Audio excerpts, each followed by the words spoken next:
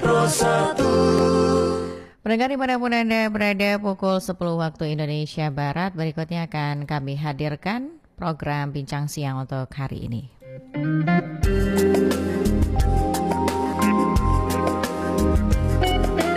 RRI Pro 1.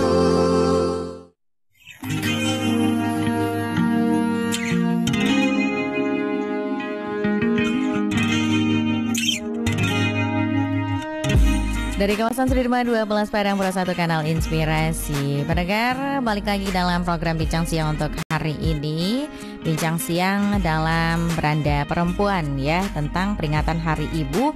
Yang mana tema untuk Hari Ibu hari ini kita akan membahas tentang perempuan berdaya Indonesia maju. Nah, pendengar, setiap tanggal 22 Desember memang kita memperingati Hari Ibu, di mana peringatan Hari Ibu merupakan bentuk penghargaan sekaligus apresiasi kita kepada perjuangan perempuan Indonesia dari masa ke masa. Nah, sejak Kongres Perempuan pertama di tahun 1928 yang menjadi tonggak perjuangan juga, perempuan Indonesia sudah sangat berperan dalam derap pembangunan di Indonesia. Untuk pagi hari ini, pagi menjelang siang ya, kita akan perbincangkan hal ini hingga nanti pukul 10 waktu Indonesia Barat bersama dengan narasumber. Ada Ibu Insinyur Haja Etna Estelita MSI. Kita coba sapa dulu. Selamat pagi menjelang siang Bu Nana. Selamat pagi menjelang siang Mbak Poni. Iya, alhamdulillah sehat. Sudah lama tidak berbincang juga bersama Bu Nana. Bu Nana, kabarnya gimana Bu? Alhamdulillah sehat Mbak Poni. Alhamdulillah. Sekarang lagi di mana nih Bu Nana? Di Solo Selatan Mbak Poni. Oh, lagi di Solo ya. Memang kayaknya Bu Nana selalu pergi-pergi deh kayaknya ya, dari Padang. Kemarin ke Payakumbuh ya Bu Nana? Kemarin enggak, di Padang, Pekanbaru. Oh, Pekanbaru, jauh lagi ternyata anak ya. Ada di Pekanbaru dan ada di Solo Selatan. Jadi kan berkunjung ya di Padang, jadi perginya gantian 1 bulan itu ke Pekanbaru. Sekalian jalan-jalan ya, refreshing ya Bu Nana ya. Iya. Sekarang Bu Nana kan jadi petani kan. Oke, Bu Nana, ini berkaitan juga kita membahas hari ini tentang peringatan Hari Ibu ya, yang memang kita peringati pada tanggal 22 Desember 2022. Dan semua orang memperingati Hari Ibu, baik itu di media sosial, banyak muda-mudi yang juga mengupload kebersamaannya dengan sang ibu tercinta sambil memberikan caption-caption yang romantis lah pokoknya ya. Nah, kalau Bu Nana melihat bagaimana ini peringatan Hari Ibu di Indonesia dengan ya anak-anak sekarang manggilnya itu Mother's Day begitu ya, yang diperingati di berbagai negara juga. Bagaimana Bu Nana melihat? Jadi ini Mother's Day itu ya sudah diperingati di berbagai belahan dunia. Nah, tetapi berbeda dengan Hari Ibu yang kita peringati di Indonesia. Jadi ada sejarahnya. Kalau Mother's Day ini ya sejak Perang Dunia kali ya, perang saudara yang terjadi di Amerika. Kalau di Indonesia, kalau Hari Ibu di Indonesia itu dimulai dari Kongres Wanita, Kongres Perempuan pertama yang dilakukan di Yogyakarta ya. Nah, itu dilaksanakan pertemuan antara seluruh perempuan-perempuan yang aktif lah gitu ya. Mereka itu melakukan pertemuan dengan tujuan pertama itu untuk kemerdekaan Indonesia. Bagaimana kita perempuan-perempuan itu berpartisipasi dalam untuk kemerdekaan Indonesia. Kemudian melakukan pembangunan terhadap negara kita ini, baik dalam bidang ekonomi, baik dalam bidang politik. Nah, itu dibicarakan, dibahas waktu itu. Itu pada Kongres pertama perempuan. Nah, kemudian pada Kongres kedua itu dilakukan lagi, itu tahun 1928 itu Mbak Foni. Yeah. Pada Kongres kedua itu dilakukan lagi tahun 1935 ya.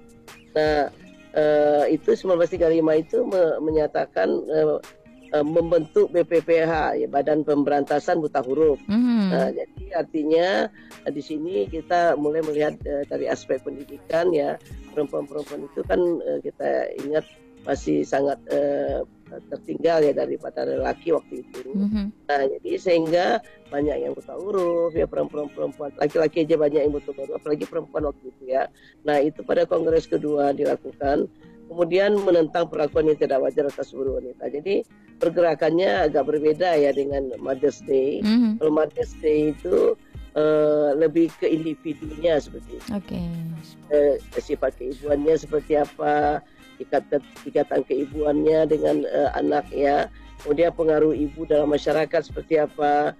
Nah, itu beda. Kemudian pada kongres ketiga, jadi perempuan ini melakukan pertemuan lagi ya di seluruh Indonesia itu pada kongres ketiga itu, maka itu baru ditetapkanlah hari kapan hari ibu ditetapkan. Tetapi tahun 35 ya, jadi tetapi ketetapan itu baru didapat melalui dekret presiden nomor 316 tahun 1959, baru ditetapkan itu hari ibu itu pada tanggal 23 Desember. Nah, jadi perbedaannya dengan Mother's Day itu memang agak berbeda, Mbak Foni. Ada beberapa hal yang membuat itu berbeda, yaitu waktu perayaannya ya berbeda. Jadi kalau hari Mother's Day itu dilakukan orang pada bulan Mei biasanya. 8 Mei ya. Nah, kemudian ada yang menuju ke 3 Mei, itu berawalnya dari Amerika waktu itu. Kemudian lokasinya di berbagai negara ya. Kemudian sejarahnya tadi yang saya katakan itu agak berbeda. Nah, sejarah kalau dari Mother's Day itu sejak perang saudara pada tahun 1868 itu namanya Anne Jarvis yang membentuk komite Hari Persahabatan Ibu. Nah, kemudian dilanjutkan oleh anaknya Anna J. Jarvis. Sejak itulah dilakukan dia minta supaya hari ibu itu diliburkan seluruh hari libur lah. Nah, jadi itu perbedaannya. Kemudian Mother's Day ini memang orang menukar kartu, Mbak Poni. Tukar kartu ya antara ibu dan anak, mesti menyajikan kasih sayangnya kepada itu. Kalau kita kan bagaimana membentuk ada beberapa hal ya, mungkin pembangunan gender itu.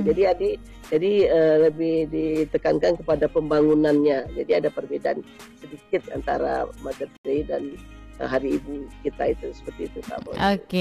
Tapi banyak, Foni baru tahu loh Bu Nana, ternyata memang kalau untuk Mother's Day dan hari ibu itu ternyata berbeda ya, meskipun sama-sama membahas tentang ibu ini ya.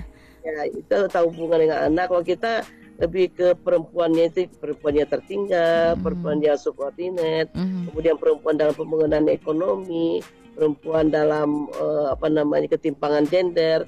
Nah, pada kongres pertama itu belum dibahas tentang ketimpangan gender, itu belum pada kongres kedua.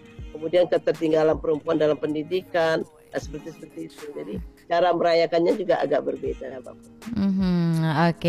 Nah, Bu Nana, tapi kalau untuk perayaan Hari Ibu di usia yang ke-94 tahun ya, peringatannya sudah 94 tahun.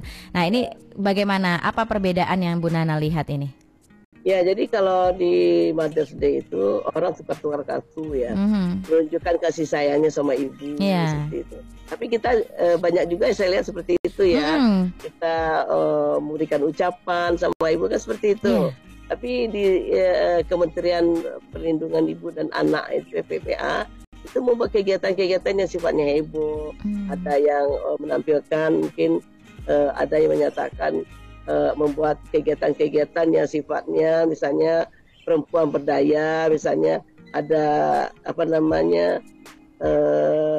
yang suami mungkin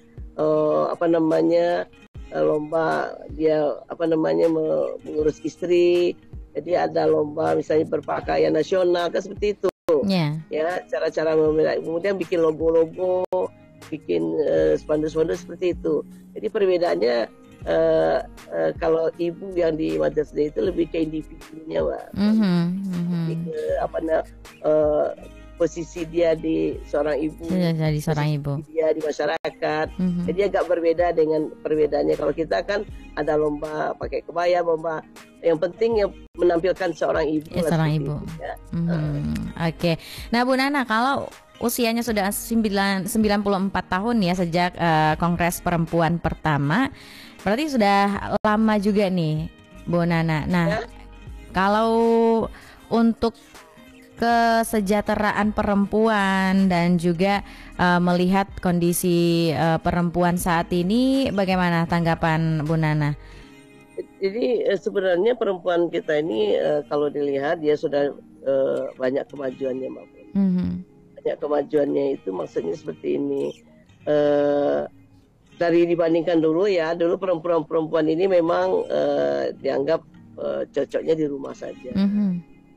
Tapi perjuang-perjuang perempuan kita, aktivis-aktivis perempuan kita, LSM perempuan kita, kemudian pemerintah juga sudah melakukan pengarus utamaan gender, ini sudah agak berbeda sekarang. Tetapi ketimpangan itu masih tetap ada, Mbak Foni. Ada 3 masalah yang belum tuntas sampai sekarang ini, yaitu yang pertama itu kekerasan terhadap perempuan.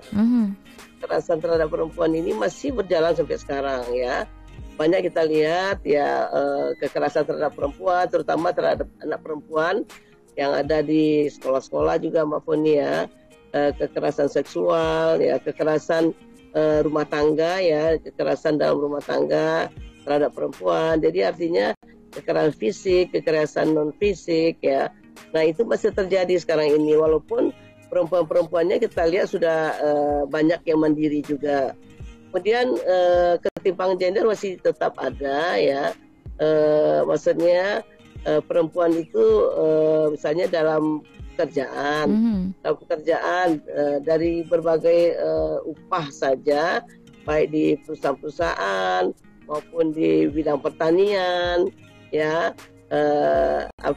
Perempuan itu pekerjaannya lebih cocok misalnya di bidang jasa seperti itu. Jadi artinya hanya di dalam pekerjaan itu masih mengalami ketimpangan. Misalnya untuk perempuan gajinya lebih rendah dibandingkan laki-laki. Ini perlu juga perjuangan, sampai sekarang masih itu terjadi, Mbak Poni. Dan yang ketiga, budaya patriarki yang menyatakan bahwa perempuan itu lemah, perempuan itu tidak subordinate, dia tidak perlu bekerja di luar di sektor publik. Nah ini masih tetap ada ya di berbagai daerah terhadap masih ada suami-suami yang mungkin melarang istrinya untuk bekerja sektor publik, walaupun istrinya itu sebenarnya punya kapasitas ya untuk memberikan potensi mengeksplorasikan dirinya itu ya di luar sana. Tetapi masih ada pengertian-pengertian perempuan itu tetap cocoknya di rumah walaupun dia sudah bekerja sudah sekolah tinggi. Jadi 3 hal itu ya, kekerasan terhadap perempuan, ketimpangan gender, kemudian budaya patriarki itu masih melekat. Contohnya aja ya, angka yang membuktikan itu adalah menggambarkan ada terjadi peningkatan yang signifikan secara 50% ya kekerasan berbasis gender terhadap perempuan tahun 2021. Jadi walaupun perempuan sudah banyak yang mandiri juga, tapi kekerasan itu di dalam data itu masih mengalami peningkatan yang signifikan, Mbak Puni. Nah, jadi ini yang perlu tetap kita perjuangkan ya, gimana caranya ya masyarakat juga ikut andil di dalam membantu meningkatkan menurunkan angka seperti itu. Kemudian ketimpangan gender kita lihat juga ya, Indonesia itu berada di peringkat 92 dari 146 negara. Jadi masih banyak terjadi ketimpangan gender di negara kita ini. Nah, nilai tersebut meningkat juga sebanyak 0,009 ya, dari 0,688 ya pada tahun 2021. Jadi masih terjadi peningkatan ya ketimpangan gender ini di Indonesia. Nah, ini masih masalah juga bagi kita, Mbak Poni, sebagai perempuan ya. Kemudian pada tahun 2021 lalu, Indonesia ini meraih predikat sebagai negara dengan ketimpangan gender tertinggi se-ASEAN. Nah, ini mana nih, Mbak Poni? Coba, jadi dan skor indeksnya menurut UNDP itu ketimpangan gender Indonesia bahkan di atas rata-rata dunia sebesar 4,36 poin. Nah, gimana? Nah, ini paling besar ya. Bisa kita lihat dari jumlah misalnya ya yang ikut legislatif persentasenya masih sangat rendah gitu kan, dari aspek politik, dari aspek ekonomi, walaupun perempuan itu sudah memberikan kontribusi yang tinggi untuk untuk bidang ekonomi, tapi dia tetap dianggap sebagai orang yang nomor 2 ya, yang memberikan kontribusi untuk kehidupan dan keluarganya. Jadi masih banyak PR-PR kita yang harus kita selesaikan, yang saat ini terlihatnya tidak begitu terlihat, tapi itu di data itu kenyataannya seperti itu, Mbak. Oke, baik Bu Nana, terima kasih. Kita undang juga pendengar pastinya di kesempatan kali ini untuk Anda yang ingin tanya-tanya, silakan di 0751812878 atau langsung ke pesan WhatsApp di 081166669975. Nah, tadi Bu Nana juga sempat mengatakan bahwasanya banyak sekali hal-hal yang membuat ataupun yang membuat wanita ini sulit berkembang juga dan berdaya ya, salah satunya itu adalah ketimpangan gender. Nah, ini apa yang semestinya kita lakukan sebagai perempuan, Bu Nana, agar memang mindset yang seperti itu ini bisa hilang dari masyarakat kita, bahwasanya perempuan tidak boleh bekerja, perempuan tidak terlalu kuat, tidak sama dengan laki-laki dan lain-lain sebagainya. Ini bagaimana, Bu Nana?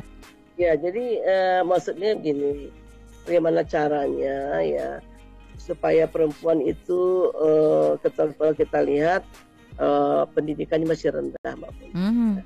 Pendidikannya masih rendah, jadi kemudian kita sebagai kalau seandainya ada di antara laki-laki dan perempuan dalam satu keluarga, contohnya ya, itu misalnya perempuannya pintar ya, laki-lakinya juga pintar.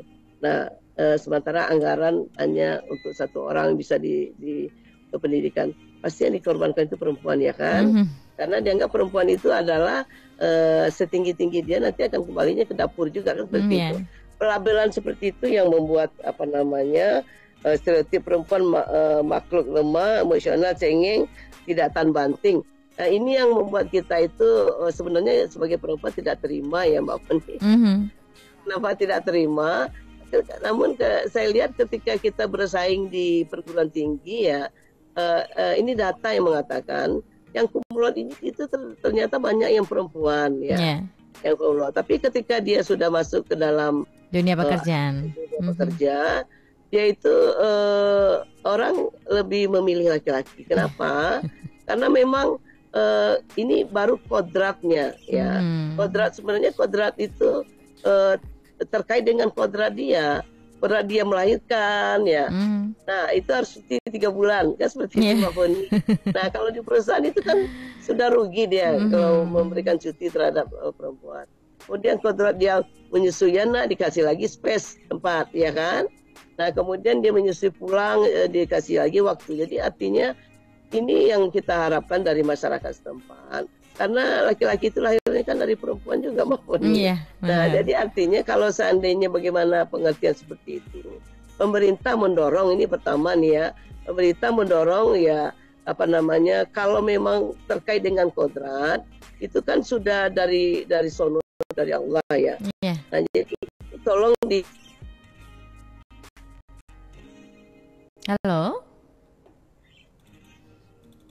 Halo, iya, Bu Nana, silakan dilanjutkan, Bu Nana. Jadi diberikan space kepada perempuan, pengertian bahwa perempuan itu sebenarnya istimewa ya. Nah, diberikan janganlah dianggap dia itu cengeng, tidak tahan banting. Padahal kalau dilihat harapan hidupnya lebih tinggi perempuan daripada laki-laki. Nah, membuktikan bahwa perempuan itu sebab tahan banting ketika dia. Nah, kemudian ketika di dalam kehidupannya sehari-hari, yaitu misalnya dalam berkeluarga, kalau dia perempuan itu potensi ya, nggak ada salahnya keluarga terutama mungkin kalau dia sudah bersuami ya, memberikan ruang atau waktu atau kesempatan bagi perempuan itu untuk meningkatkan memanfaatkan potensi yang ada dalam dirinya. Jadi jangan di-cut seperti itu, Mbak Poni. Oke, Bu Nana, kita tahan dulu Bu Nana. Kita terima dulu atensi dari pendengar. Halo, selamat siang. Assalamualaikum. Halo, selamat siang. Waalaikumsalam warahmatullahi wabarakatuh. Iya. Non-monitor. Iya. Masih belum hidup ya, Uncu ya? Iya, udah 10 hari, mungkin mau 2 minggu. Oke. Harap bersabar dulu ya, Uncu. Ya nggak apa-apa. Apa Iya. topiknya Bu Nana? Iya, topiknya tentang peringatan Hari Ibu dengan tema Perempuan Berdaya Indonesia Maju. Ya, Ibu Nana dan Ibu Poni. Ya. Iyalah. Ini dari Uncu DP di 6 suku Kota Solok, Bu Nana. Kapan Bu Ya. Nana miss call nomor Uncu yang kemarin, Bu Nana? Ya. Ini Bu Nana kan? Iya, Bu Nana, Bu Etna namanya? Estelita. Kalau nomor Uncu yang kemarin ya. Iya, oke. Iyalah. Itu apa topiknya tentang Hari Ibu? Iya, tentang Hari Ibu. Iyalah, kalau ibu-ibu itu kita namanya orang tua, ya ada peran ayah juga. Kalau nggak ada ayah, nggak mungkin nggak ada anak di dunia ini. Nomor satu ibu, nomor dua ayah. Tapi ibu-ibu itu namanya kita hidup bersama makhluk hidup itu yang nomor satu itu ini toleransinya nih kali. Sama umat beragama aja ada toleransinya. Masa ibu ke anak tuh harus ada toleransinya, saling pengertian, menghargai, saling mendengar. Pokoknya ibu jadi segala-galanya lah, mendengarkan apa. Gak bisa kita aja misalnya maunya anak ibu, maunya ibu aja ke anak, nggak gitu. Pokoknya toleransi harus kompak kan, itu baru menghadirkan keluarga yang harmonis, sakinah, mawaddah, warohman. Kalau enggak itu jadi perang kayak perang dunia ketiga dong, kayak zaman penjajahan. Iya, oke Uncu. Terima kasih. Itu aja lah tuh Bu Nana ya, maaf tidak bisa mendengar jawabannya, sedih juga. Aku pengen mendengar suara Bu Nana, aku kan ngefans dan mendengar. Apalagi Bu Nana tetangga warga aku juga di Solok. Iya. Adalah. Makasih banyak, maaf. Selamat siang. Assalamualaikum. Waalaikumsalam warahmatullahi wabarakatuh. Ada Uncu DP dari 6 suku Kota Solo. Juga dari Solo nih Bu Nana. Mungkin bisa langsung ditanggapi Bu Nana. Ini berkaitan dengan kalau di dalam keluarga itu harus ada toleransi, terutama antar anak dan juga ibu begitu. Harus ada kekompakan. Nah, bagaimana tanggapan dari Bu Nana? Silakan. Ya, memang itu harapan kita Mbak Poni ya. Gini, jadi dalam satu keluarga tersebut memang saling toleransi. Jadi bukan toleransinya ibu aja ya. Nah, kita lihat banyak ibu-ibu yang bekerja sekarang. Ibu-ibu yang bekerja itu selalu dikatakan mereka itu punya peran ganda. Peran ganda, dia bekerja juga, mendidik anak juga ya. Nah, apa salahnya ya salah satu peran itu diambil oleh Bapak Mbak Poni. Misalnya ber-KB contohnya ya. Itu kan ibu juga semuanya. Untuk mendidik anak ibu juga. Nah, salah satunya diambil Bapak misalnya KB-nya KB laki-laki contoh. Nah, jadi artinya itu toleransi juga namanya. Nah, itu arti partisipasi pria. Nah, anak juga seperti itu. Kalau si ibu dianggap maksudnya itu di sumur dapur kasur itu dianggap tidak bekerja. Pada pekerjaan itu paling banyak itu seperti itu. Nah, artinya dari pagi sampai malam si ibu itu tidak berhenti bekerja. Nah, kadang-kadang orang menganggap ibu itu tidak bekerja, padahal mereka itu kan bekerja tetapi memang tidak dibayar, kan seperti itu. Ketika kita alihkan kepada asisten rumah tangga, itu mereka akan dibayar. Jadi itu toleransi di antara keluarga itu memang harus ada. Si anak juga ikut membantu ibu, suami juga ikut, boleh lah suami ikut juga di dalam membantu hal-hal yang dikerjakan si ibu di dalam rumah tangga. Tetapi kadang-kadang kalau kita orang Minang misalnya, kadang-kadang tabu melihat laki-laki itu bekerja dalam mengerjakan hal rumah tangga, misalnya mencuci, dan seperti itu, memasak, ngepel lantai. Itu lebih cocok katanya dikerjakan oleh seorang ibu. Kan seperti itu. Nah, padahal sebenarnya toleransi di sana itu uncu misalnya membantu ibu, misalnya ibu lagi memasak, uncu nyuci misalnya, kan seperti itu. Tetapi ada budaya yang menghalangi di sana, sehingga ketika anak pekerja rumah tangga tidak selesai, itu disalahkan si ibu. Dan ketika mendidik anaknya agak nakal, itu juga pekerjaan ibu. Bapaknya bekerja secara ekonomi. Padahal di dalam rumah tangga itu banyak sekarang si ibu juga bekerja ya. Ibu bekerja, bapak bekerja, tapi tanggung jawabnya dianggap perempuan itu lebih sektor domestik itu tanggung jawab perempuan. Sebenarnya tidak. Sebenarnya itu dua-duanya berperan seperti itu Mbak Poni. Itu jawabannya kunci itu. Iya, oke, baik. Terima kasih Bu Nana. Bu Nana, kita jeda sejenak ya Bu Nana. Dan pastinya kita juga undang lagi pendengar melalui telepon di 0751 812 878 atau ke 0811 66 975. Terkhusus untuk pendengar yang juga ingin menyaksikan perbincangan kita langsung ya, melihat Bu Nana di siang hari ini, boleh berkunjung juga melalui kanal YouTube kami di Pro 1 RRI Padang. Bu Nana, kita nanti segera kembali Bu Nana, dan masih dengan topik yang sama, peringatan Hari Ibu ya, dengan tema hari ini Perempuan Berdaya Indonesia Maju. Kita jeda sejenak dan kami hadirkan updatean informasi dalam Info 30 berikut ini. 97,5 FM Pro 1 RRI Padang. Telepon 0751 812 878. SMS 0811 66 66 975. Mobile application RRI Play. RRI Pro 1. Saatnya Info 30 Pro 1. Dari tribunpadang.com, 2 kelurahan Kota Padang mendapat pengakuan dari Dunia Internasional UNESCO IOC sebagai masyarakat siaga tsunami. Pengakuan itu disampaikan UNESCO IOC secara tertulis kepada pemerintah Kota Padang melalui IO-TIK BMKG. Dalam surat tertanggal 21 Desember 2022 itu disampaikan bahwa Kelurahan Nolong Belanti dan Purus Kota Padang ditetapkan sebagai kelurahan siaga tsunami.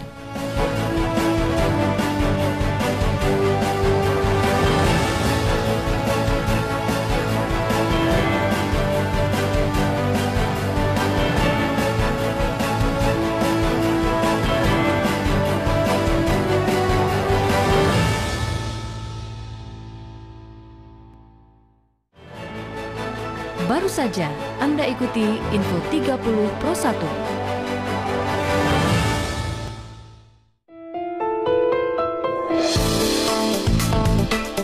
Yuk, gua Bim Bim, Gua Rido. Kakak, ada Ivan. dan Abdi, kita dari Slang. Dengerin terus Pro 1 RRI. RRI Pro 1.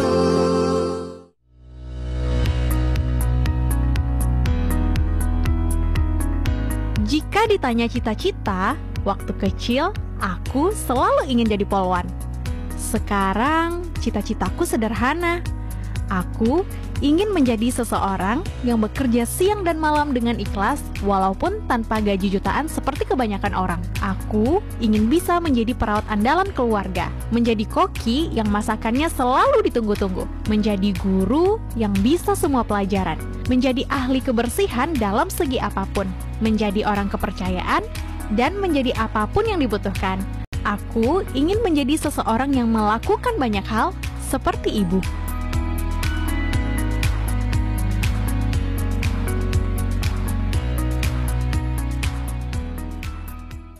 Mah, sudah kita pilah-pilah sampahnya.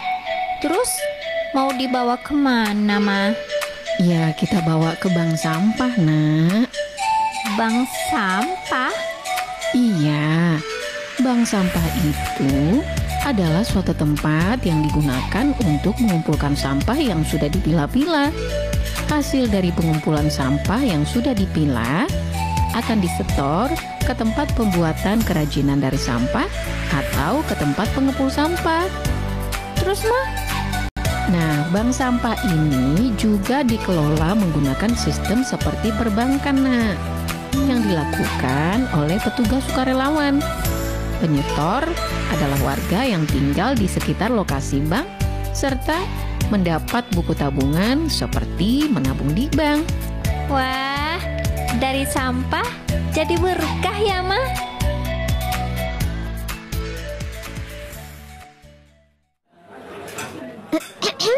Apa? Enak ya jadi kamu. Pastinya, selain gak merusak lingkungan, plus hemat duit juga.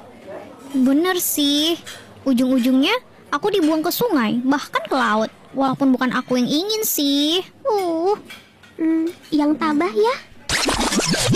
Gimana? Kamu jadi mau beli tumbler nggak? Hayu, cakep. Buang botol plastiknya di tempat sampah ya.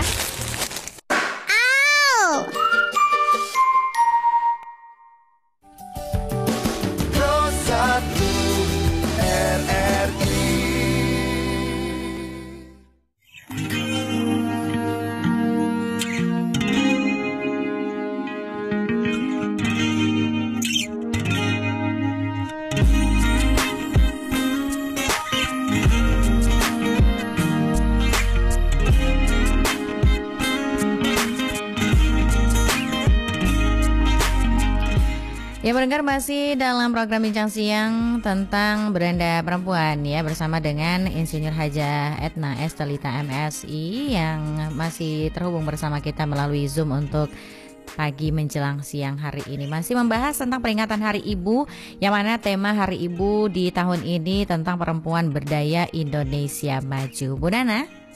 Ya, tadi Bu Nana sudah menjelaskan ya bahwasanya memang kalau untuk peran perempuan sangat signifikan untuk kemajuan Indonesia. Makanya tema hari ini juga, tema tahun ini terkhusus peringatan Hari Ibu juga cukup menarik ya, perempuan berdaya Indonesia maju. Nah, untuk saat ini apakah memang perempuan-perempuan di Indonesia sudah berdaya, Bu Nana? Nah, kalau belum, apa upaya yang harus kita lakukan agar memang perempuan-perempuan di Indonesia ini, khususnya di Sumatera Barat, memiliki ataupun berdaya begitu untuk memajukan Indonesia ke depannya? Silakan, Bu Nana. Ya, begini Mbak Poni. Jadi sebenarnya begini, kita itu memang harus mendorong ya perempuan itu supaya dia mandiri seperti itu Mbak Poni, mandiri dan berdaya.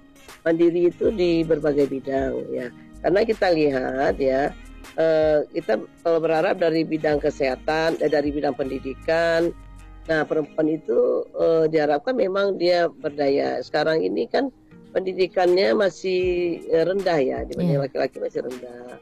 Nah, itu diharapkan pendidikan perempuan itu 12 tahun minimal itu harus terjadi. Tapi sekarang ini kan enggak, kita masih SMP Mbak Poni ya. SMP pun itu masih kelas 1 sampai kelas 2 belum, jadi rata-rata kita itu masih baru tamat SD. Nah, jadi arti pendidikan kita juga masih sangat rendah. Kemudian di bidang ekonomi ya, perempuan itu baru di apa namanya, dari 120 juta pekerja 39% baru pekerja perempuan, jadi belum seimbang dengan laki-laki. Jadi itu ditingkatkan peluang kerja oleh pemerintah, ini diharapkan. Kemudian dari apa namanya, di bidang pendidikan tadi, kemudian di bidang politik misalnya ya, kalau seorang perempuan kalau sudah diusahakan oleh pemerintah 30% kuota untuk perempuan ya, sehingga ketika 30% perempuan itu berada di dalam legislatif, mereka itu mungkin bisa secara signifikan untuk membentuk apa namanya, membuat undang-undang ya, membuat kebijakan yang berpihak kepada perempuan. Itu sudah dilakukan penelitiannya sekitar 30%, makanya kuota itu dibuat 30%. Tapi saat ini kuota perempuan itu baru sekitar 24%, baru 20-an% ya, baru di legislatif. Nah, ketika kita tanya ya, ada respon 47% responden Indonesia itu setuju, setuju dan sangat setuju, 24,9%, bahwa apa namanya, politik itu adalah milik laki-laki. Apapun nih. Jadi artinya 74%, 74 atau berapa ini ya? Sekitar 73 atau 73% lah ya. Itu orang Indonesia itu apa namanya, setuju. Sangat setuju bahwa politik itu milik laki-laki seperti itu. Terus gimana? Sementara kalau dilihat di Singapura ya, 53,7% tidak setuju. Lebih rendah ya. Jadi terbalik seperti itu. Jadi kesadaran itu yang harus diciptakan oleh kita ini ya, kita ya namanya aktivis perempuan ya, Kementerian Pemberdayaan Perempuan itu tuh Padahal sebenarnya kalau kita lihat perempuan-perempuan itu sudah berusaha melihatkan kemampuan dirinya ya, tapi masih tetap juga belum ya, karena memang budaya yang melekat itu sulit untuk merubahnya Mbak Poni. Padahal sudah 94 tahun ya Hari Ibu. Nah, kemudian supaya mereka itu berdaya, misalnya kita lihat ya, tadi keterwakilan perempuan baru 20,8% di legislatif. Menteri kita itu baru berapa persen coba Mbak Puni? 14,7% baru yang perempuan. Nah, ya kan? Nah, ini kan artinya pimpinan tertinggi itu juga harus pengaruh utama gender itu memang harus di semua sektor. Kemudian PNS ya 13% PNS yang menduduki jabatan eselon 2, berarti masih rendah sekali. 13% Mbak Puni. Kemudian kita lihat di yudikatif baru 8,5%. Nah, kepala desa 5%. Jadi artinya kita harus meningkatkan supaya kita penuhi kita berusaha ya, baik pimpinan ya, baik masyarakat selalu mendorong ya supaya perempuan-perempuan itu berdaya, sehingga keputusan yang diambil ini baik di dalam apakah di birokrasi, di legislatif, itu sangat menentukan itu adalah jumlah perempuan yang ada di dalam mereka itu berkecimpung yang mengambil jabatan strategi.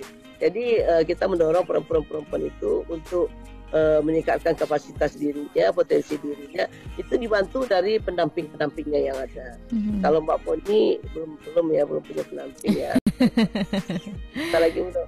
Jadi kalau pendampingnya itu, saya berharap ya para suami ya, bagi perempuan yang istrinya mampu, baik di bidang sosial, baik bidang politik, baik di bidang ekonomi, itu saya rasa memang perlu kita minta lah pada suami-suami itu untuk mensupportnya seperti itu, sehingga perempuan itu bisa mandiri dan menggali potensi diri yang ada dalam dirinya. Dia memang sebenarnya bagus. Coba contohnya Mbak Poni, hebatnya perempuan di mana?